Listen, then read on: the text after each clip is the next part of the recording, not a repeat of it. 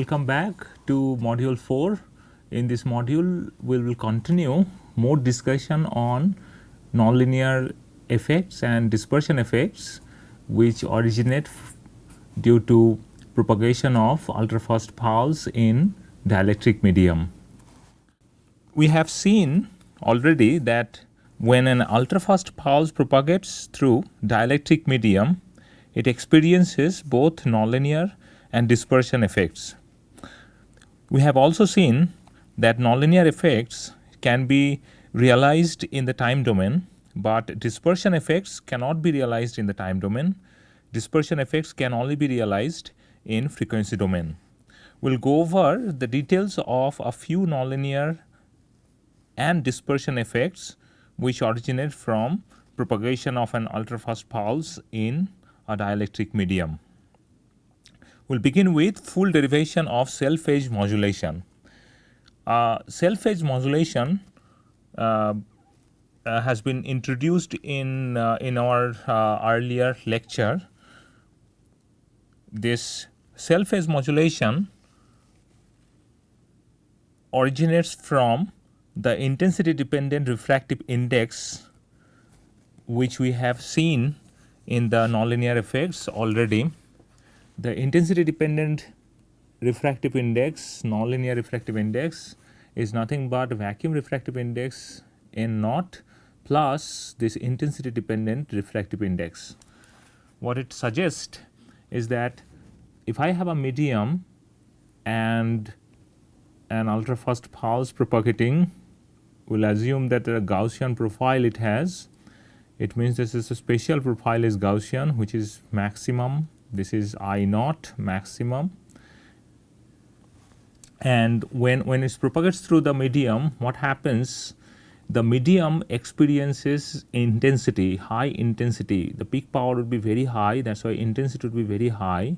And due to this intensity dependent refractive index, so what does it mean? It means that if we look at the pulse which is propagating through the medium, if I take this dotted line and which is representing the, let's say, diameter of the laser beam, then it's quite clear that the refractive index here at the center would be different from refractive index at the wings. This is the refractive index. Two different refractive indexes we see, and this is refractive index induced intensity induced refractive index which we see in the medium is because of the third order nonlinear effect. Now, intensity dependent refractive index imposes an additional phase shift on the pulse envelope during propagation. We have seen that refractive index can depend on intensity following the equation given here. One of the consequences of this intensity dependent refractive index is self-phase modulation, which we have seen, and also we have seen that self-focusing was also one of the consequences due to this intensity dependent refractive index. Now, self-phase modulation, what happens? I have a pulse which is, let's say, propagating through the medium. This is the input beam, input pulse which is propagating through the medium, third order nonlinear effect. This is chi 3 nonlinear medium, and due to this propagation we get another pulse, and what we see is that continuum generation occurs here. So if the pulse, this is time domain representation, but if I represent in frequency domain, I see frequency domain representation like this. This is omega, the center wavelength has omega naught, and due to this propagation we see large bandwidth, new frequency components are generated on both sides of this center wavelength, and we see that the large bandwidth is created from here. So ideally one can say that this pulse would be much shorter than this pulse because it has enough bandwidth, but it doesn't happen. In general, when we do this self-phase modulation, due to self-phase modulation we create white light. This is white light generation. We'll go over the derivation This is white light generation. Because big continuum we create, that's why we call white light generation. Many frequency components we create here. Now, ideally one can say that due to this large bandwidth, one can say that the pulse duration will be much shorter than the input beam. But generally that doesn't happen because we know that dispersion will actually elongate the pulse. So although we have enough bandwidth to create a short pulse, but another condition to create short pulse is the mode locking, and we have to bring all the phases, all the frequency component in phase, and that doesn't occur due to dispersion. So the medium's dispersion will not allow us to have much shorter pulse. It will broaden the pulse, it will elongate the pulse in time. At the same time, it will create new frequency components. That's why it's called white light generation. White light means it's including all the visible light frequency components. So it creates a continuum. We'll take a look at how we create this continuum in the cell phase modulation process. To visualize the effect of the cell phase shift on the pulse while propagating through the dielectric medium, let us express the electric field of an incident pulse propagating in z direction, just like the one incident pulse. This incident pulse we can write down E z comma t equals a z comma t e to the power I omega naught t minus k naught z. So this is the input beam which will propagate through the medium. Now we'll assume that we have a nonlinear medium of thickness L as shown here. Upon entering the nonlinear optical medium, K must be expressed in terms of nonlinear refractive index. That is, the general K should be reflected. So in the medium, I'll have K. In the vacuum, I will have K naught. That is the vacuum wave vector. But the moment it enters the medium, I won't be able to use this K. I won't be able to use K naught. I have to use the intensity dependent K, which is nothing but 2 pi by lambda naught. This K naught is going to be 2 pi lambda naught, then n nonlinear, which is nothing but a nonlinear refractive index. So that's the way we have to express in the medium.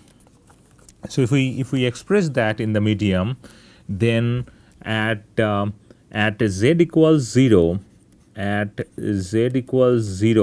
this distance at z equals 0, field can be expressed as 0t, which is nothing but a 0t into e to the power I omega naught t at z equals 0.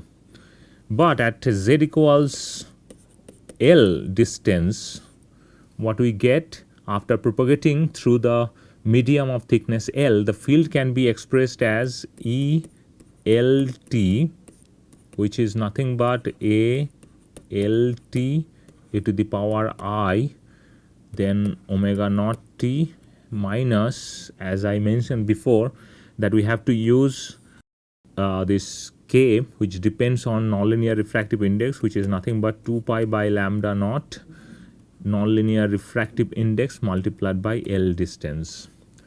Now combining these two equations, what I get, we get that this a LT e to the power I omega naught t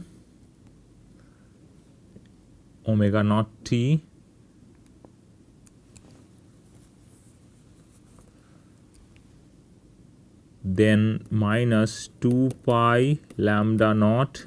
Now nonlinear refractive index is nothing but n naught plus n2I that we have seen previously multiplied by L.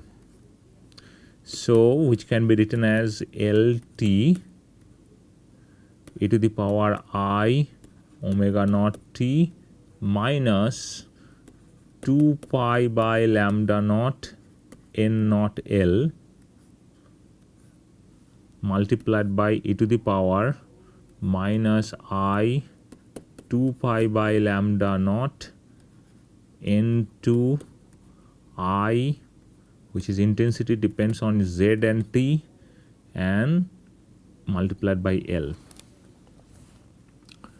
So what we see here is that this part can be written as ALT e to the power I omega naught T minus, this is K naught L, if I didn't have the medium, that is K naught L, multiplied by e to the power minus I 2 pi by lambda naught into I L. So what we see here is that this field after propagating, this field is after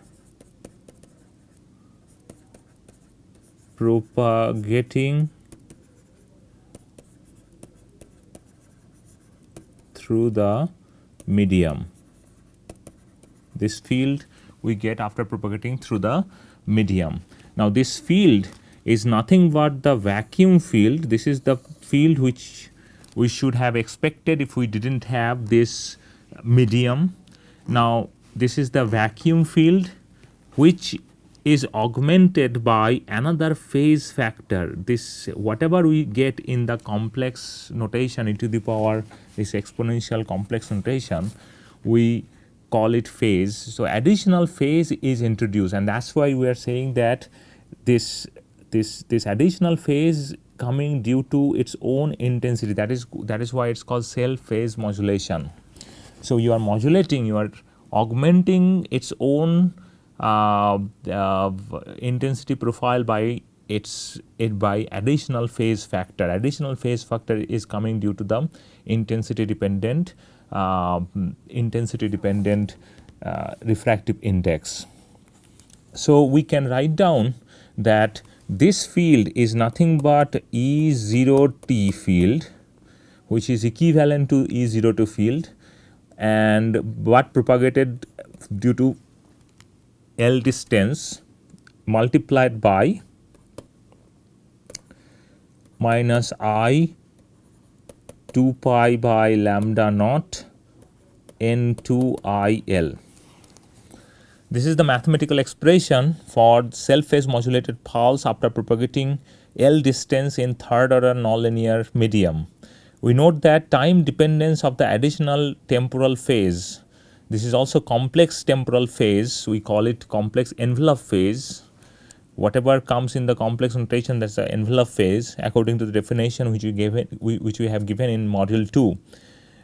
So this additional temporal phase comes due to self phase modulation, and the induced phase change in self phase modulation therefore arises only from the intensity dependent refractive index of the material. So this intensity dependent, this part is actually controlling the additional phase which is introduced to the pulse. So the pulse, this pulse would have been similar or the same after propagating for the L distance, but now I have introduced a new phase to it. A new phase has been introduced, and that phase is nothing but e to the power minus I 2 pi by lambda naught N2 IL. This new phase has been introduced to this pulse, and effectively the pulse is now sharp. We'll prove how we are getting the sharp pulse very soon. Now we can calculate the instantaneous frequency. Instantaneous frequency, we have defined instantaneous frequency in module 2, and by definition instantaneous frequency is nothing but the time derivative of the total phase. Total phase phi t, temporal phase, is given as omega naught t minus k naught L minus 2 pi by lambda naught N2 I, which is function of ZTL. For the time being, we'll call it, because we are dealing with time domain in perspective of this problem, so we'll call it IT, time dependent intensity profile multiplied by L. Now, if we take the first derivative, we get instantaneous omega, which is nothing but the first derivative of this total temporal phase, which we get minus 2 pi by lambda naught n2 di dt multiplied by L. Now, if we assume that I has intensity profile, this temporal intensity profile is represented by a Gaussian beam, Gaussian pulse, IT equals I naught e to the power minus AT square. If we consider that, then the first derivative of this function is going to be minus 2AT multiplied by I naught e to the power minus AT square, which is nothing but minus 2AT multiplied by IT. That's the intensity profile. So thus instantaneous frequency for cell phase modulated Gaussian pulse can be written as omega naught plus 4 pi by lambda naught n2 AT IL. So this is your instantaneous frequency. Now, if we recall that if we didn't have the medium, then we could have written the temporal phase as omega naught t minus k naught z. In that case, the first derivative with respect to t, which is instantaneous omega, would be omega naught, and that means it's a transform limited pulse because there is no chirp introduced. Chirp, what does it mean? It's chirp. When you introduce a chirp to the pulse, we sweep the frequency, instantaneous frequency, as a function of time. That we are not doing here. So if we had a transform limited pulse propagating in vacuum, then we should have got this, and it means that we didn't have introduced any chirp. But our medium is cell phase modulated medium, and that's why instantaneous frequency will vary, and it will vary as a function of t. It's a complex, very complicated function. It is t multiplied by it. That's the temporal behavior we have introduced, and that's why it's clearly that instantaneous omega, instantaneous frequency depends on time, which means that we have introduced chirp in the cell phase modulated pulse. Now we shall re-examine the cell phase modulated phenomenon in frequency domain. Why? Because we want to prove that during this cell phase modulation, we are not only introducing chirp in the pulse. It is not a linear chirp. If it was a linear chirp, we could have seen some kind of function of t, but it is a very complicated function. It's a product of t and it, Gaussian function and t, and so it's a very complicated chirp we introduce in the cell phase modulation process. What we want to know is that if we introduce this chirp and finally we have the time domain expression for the cell phase modulated pulse, can we get the spectrum out of it? And yes, answer is yes, we will be able to get the spectrum. Spectrum can be calculated from this Fourier transform. So we had we know that this E ELT, this field was expressed as E0t. This is the field which we could expect without the medium, but now we are introducing new phase to the pulse due to cell phase modulation, and that is lambda naught, then n2 I, then L. So this is the final expression of the cell phase modulated pulse. All we need to do, if we want to find out the frequency, then we have to get the Fourier transform, and then we have to take the square modulus of this. So S omega, that is the power spectrum, is nothing but cell phase modulated um, field in the frequency domain, square modulus of that, and that is nothing but Fourier transform of the time domain field, which is nothing but E0t e to the power minus I 2 pi by lambda naught n2 I L e to the power minus I omega t dt. That's the Fourier transform square modulus. To obtain, so now in order to get this Fourier transform, probably we have to use numerical method, but we can take one very simple approach, and what we can do, we can expand I in exponential series expansion to the first order only. So what we can say that this I, we have said that it follows a Gaussian behavior, which is nothing but this one, which looks like this, and this is t equals 0, it is centered at t equals 0, and this is the maximum intensity I naught. So this is the way temporal behavior of the intensity profile. What we are going to do is that to the first order we are going to expand this equation, expand this function, and if we expand this function, approximately we can write down that at square I naught 1 minus at square. We are doing this simplification, oversimplification, just to get an idea or prove analytically that we are going to expand the spectrum. We are going to generate new frequency component when the input pulse propagating through the cell phase modulated medium.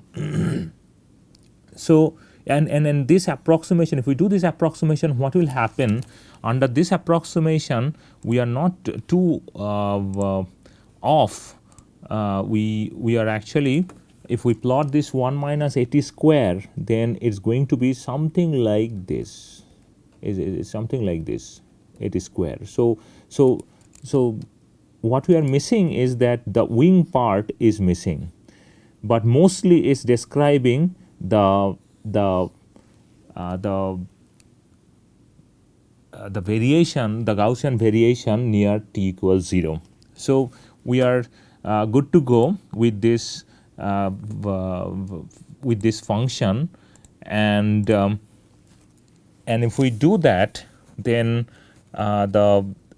if we plug that in, if we plug this in here, then what we get, we can write down that this is nothing but minus infinity to plus infinity, minus infinity to plus infinity, then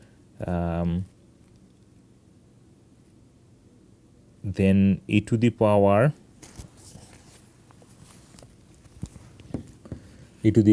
minus at square, e to the power minus at square, a to the power I omega naught t minus k naught L. This is the vacuum contribution. This is the vacuum contribution, and then additional phase which has been introduced, that is 2 pi by lambda naught n2 I will write down 1 minus at square, and then 1 minus at square multiplied by L multiplied by e to the power minus I omega t dt, then square modulus. And this expression can be simplified, and one can write down the simplified expression as following.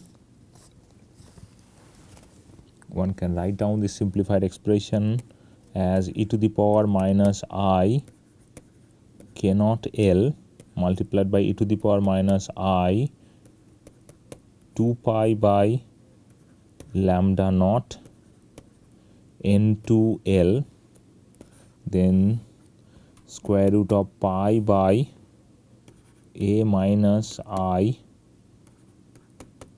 2 pi by lambda naught n2 al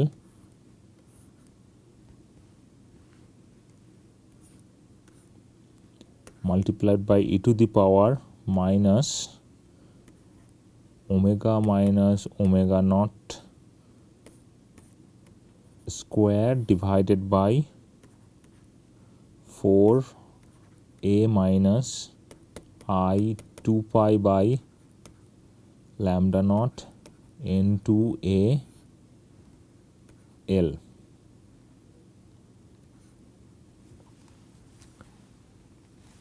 N2al, this is going to be square modulus. Now what we'll do here, we will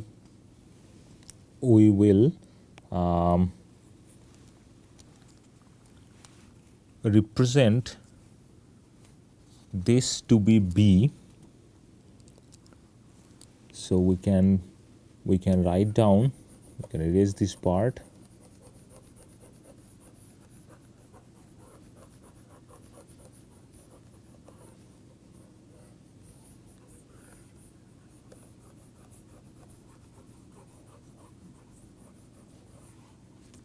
And we can say that this 2 pi by lambda naught n2al, this part is nothing but b. So if we express that, then what we get is that this field E L omega, this field can be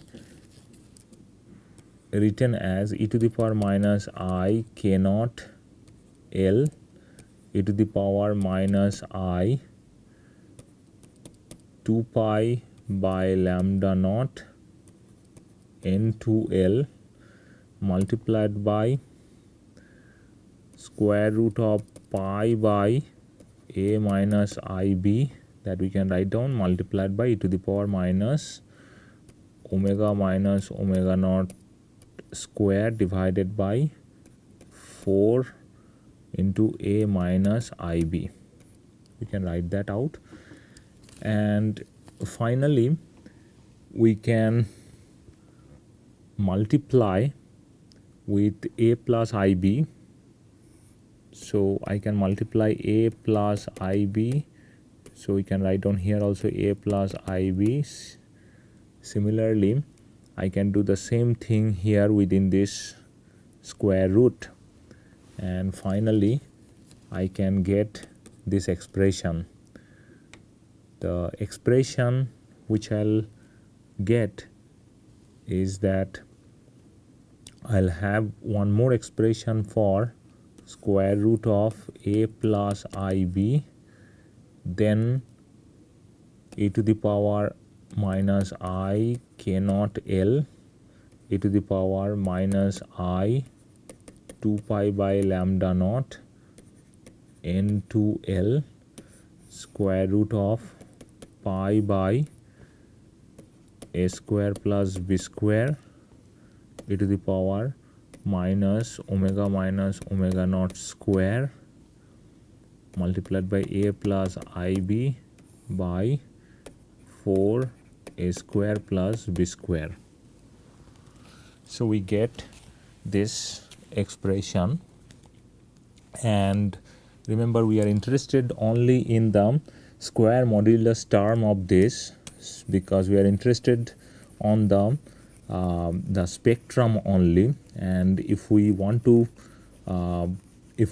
get the square modulus of it, we can easily say that instead of square root of a plus ib, we can write down this, we can convert this complex number a plus ib to c plus id. Any complex number can be converted to another complex number, and if we do that, then all we are interested in is s omega, which is nothing but the square modulus of L omega, and EUL omega, and that can be expressed as e to the power minus a multiplied by omega minus omega naught square divided by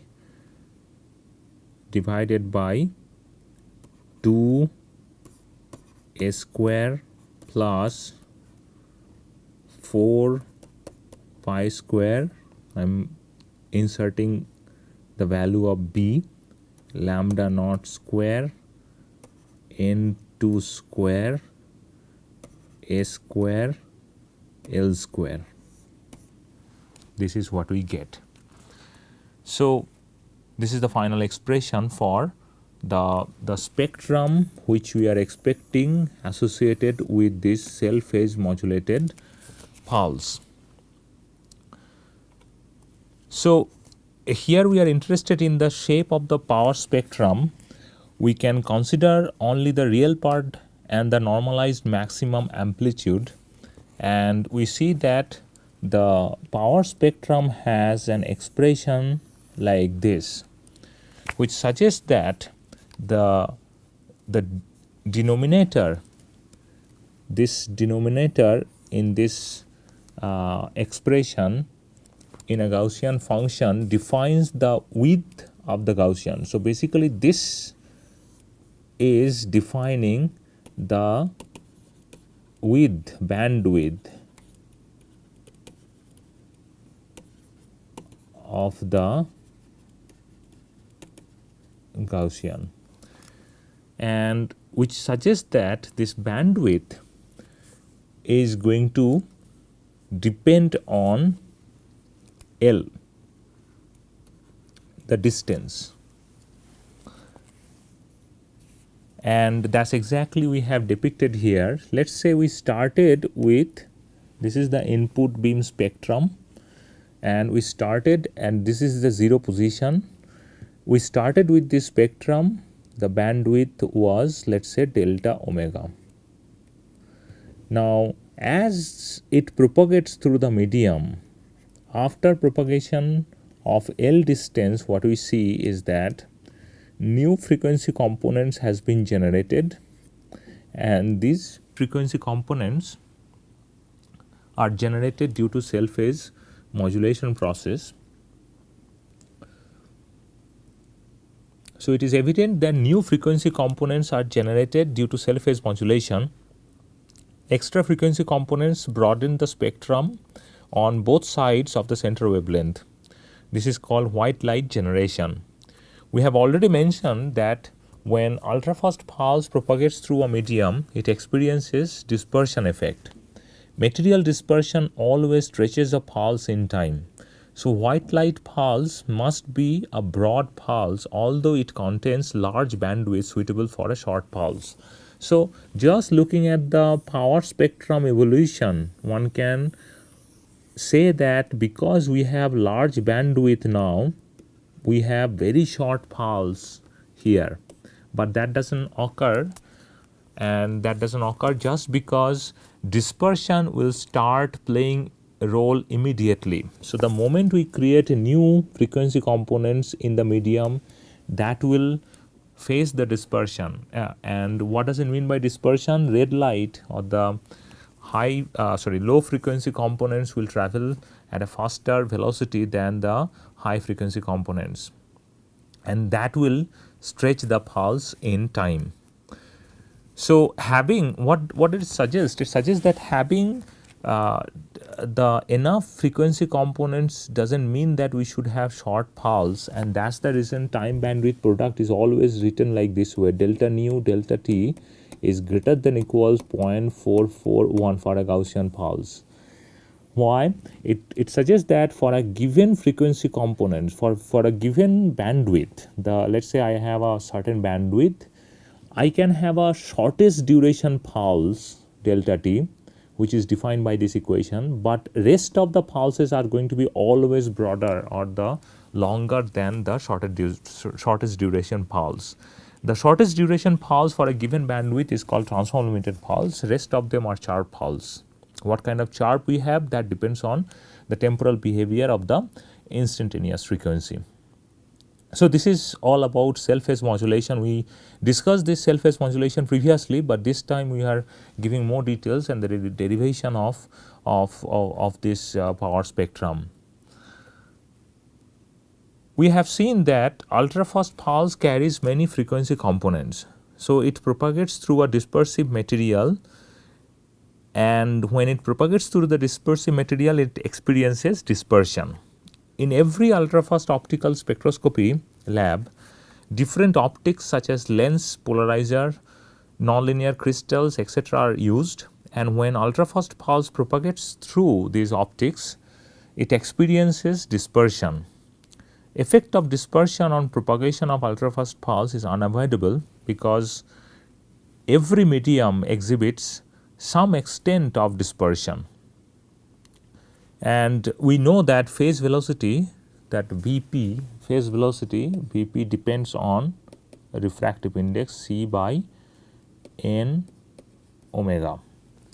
It inversely depends on refractive index like this. So, that is why the velocity of the red component, which is low frequency components, which would be much larger than velocity of the blue component, the high frequency component. So, these two different frequency component will have different velocities, and that is why pulse will elongate in time, and that is the effect we have already seen. Effect of dispersion cannot be realized with time domain description of the pulse. It can only be realized with frequency domain description of the pulse. Therefore, to obtain a mathematical formulation of propagation of an ultrafast pulse in a dispersive medium, we have to treat ultrafast pulse in frequency domain. We may begin with transform limited Gaussian pulse, which can be written as E Tz equals E naught e to the power minus a t square e to the power I omega naught t minus k naught z. That is the transform limited pulse. All we need to do is we have to convert to frequency, because to understand dispersion effect we have to go to the frequency domain. Why, I will explain immediately, very soon. E omega z, that is the Fourier transform of this function, which is nothing but minus infinity to plus infinity, E naught e to the power minus a t square e to the power I omega naught t minus k naught z e to the power minus I omega t dt. That is the Fourier transform. And if we do the Fourier transform, then we can write down E naught e to the power minus I k naught z, that comes out of the integral because it does not depend on time, minus infinity to plus infinity, then e to the power minus a t square minus 2 multiplied by I omega minus omega naught divided by 2, then dt. And we know this integration, we have done this integration before, which is nothing but E naught square root of pi by a e to the power minus omega naught square divided by 4a multiplied by e to the power minus k naught z. This is frequency domain intensity profile, and frequency domain intensity profile, this one is a time domain frequency profile, time domain field profile, which is centered at t equals 0, that we have seen previously. And this is represented by a Gaussian, which is centered at omega naught, but it has additional phase factor. This k naught is constant for vacuum, but it is not constant for a medium, and that is why what we did is that we have expressed in the dispersive medium the magnitude of the wave vector must take more general form, that is k omega. So, that phi omega, that is the that is related to the spectral phase, phi omega should be written as k omega multiplied by L. L distance is if it is traveling in a dispersive medium, and this k omega can be is a frequency dependent unknown function which can be expressed, and its value at k naught omega naught is known because it is this k omega equals k naught at omega equals omega naught. So this is known, and its first derivatives are known also. I'll show you how it is known. The first derivatives are related to its group velocity dispersion, and group velocity dispersions are related to their refractive indices. So here is the point. Point is that if we express the ultrafast pulse in time domain, then there is no way you can express k in terms of a refractive index. But if you express k in terms of frequency, or if you express k in frequency domain, then there are physical quantities which can be correlated to this k in the Taylor series expansion. So the Taylor series expansion will write down this k naught, that is the initial value, plus the first derivative with respect to omega at omega naught, that is omega minus omega naught multiplied by L, plus the second derivative which is d2k d omega 2 at omega naught, omega minus omega naught square L plus blah blah blah.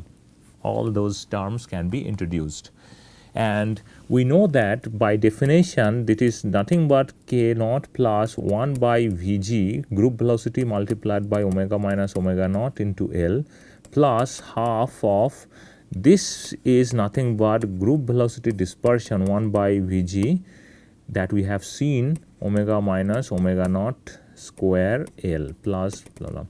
All these terms are known. Vg, this in the previous lecture we have seen that they are all related to refractive index. They are all related to refractive index, and refractive index is something which can be experimentally determined. That's why this spectral phase, this omega phi omega is not exactly spectral phase, because spectral phase has to be related to the spectrum, but it is related to the frequency dependent phase factor which comes in the frequency domain representation of the electric field. So what we see is that in the time domain there is no scope for us to represent k in terms of different physical quantities which will account for the dispersion effect. But in frequency domain there is a possibility to express k in terms of physical quantities which is directly connected to the dispersion, that is material refractive index n. And that's the reason why we have to express the pulse in the frequency domain. Now this can be so the first term here we know that this is the vacuum contribution. Then second term here we know that this is coming due to group velocity. This group velocity will introduce group delay, which is which introduced in the pulse because of the dispersion effect, and that creates the carrier envelope phase. And the third term is the second order spectral phase term, which is responsible for GVD, group velocity dispersion, which we have already seen. What is our task next?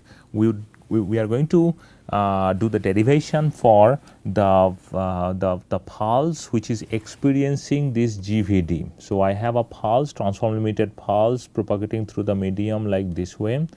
I have a pulse propagating through the medium, and this medium has this this kind of dispersion effect, second order spectral phase we have to introduce, and that is group velocity dispersion. And due to this dispersion we'd like to see what is going on in the pulse. Definitely we are going to introduce a chirp, and a chirp pulse is nothing but something like this.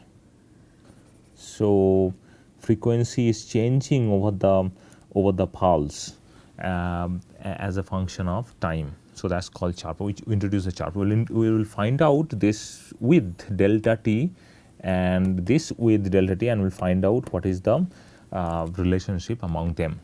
We'll stop here. We'll continue this module in the next lecture.